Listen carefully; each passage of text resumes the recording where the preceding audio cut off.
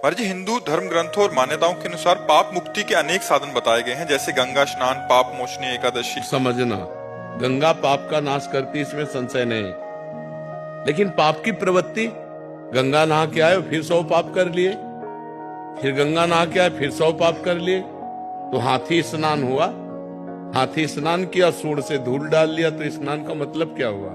ये लोग तीर्थों में जाते हैं, तीर्थों का आनंद लेने थोड़ी जाते हैं, मनोरंजन करने जाते हैं।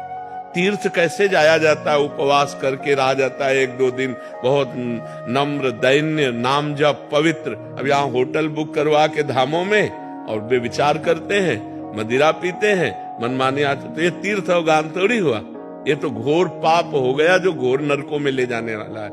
आजकल हरिद्वार, काशी, वृंदावन लोग भाव से तो 2-4 आते होंगे, नहीं तो मनोरंजन करने आते हैं। तो हमें चाहिए भगवान का नाम स्मरण करते हुए तीर्थ अवगाहन करें, या खेती किसानी करें, या व्यापार करें, या नौकरी करें, वो सब समान है।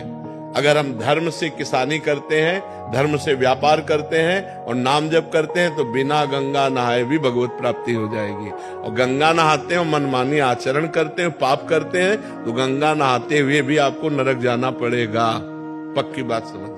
महाराज जी कह रहे हैं कि मतलब क्या पाप मुक्ति इतनी सहज और सरल है? हाँ है, क्यों नहीं है। रुई का ढेर पहाड़ लगा हो, एक दिया सलाई काफी है। 1 सेकंड में अनंत पापों का नाश हो जाएगा। राम कहो, कृष्ण कहो, हरि कहो, राधा कहो, अंतिम श्वास आ जाए यही राधा राधा कहते हुए, अनंत जन्मों के पाप नष्ट होकर भगवत प्राप्ति हो जाएगी। बिना भगवान का स्मरण किए हुए जीव का परम कल्याण नहीं हो सकता। इस कलिकाल में और कोई साधन नहीं है, सच्ची मान लीजिए।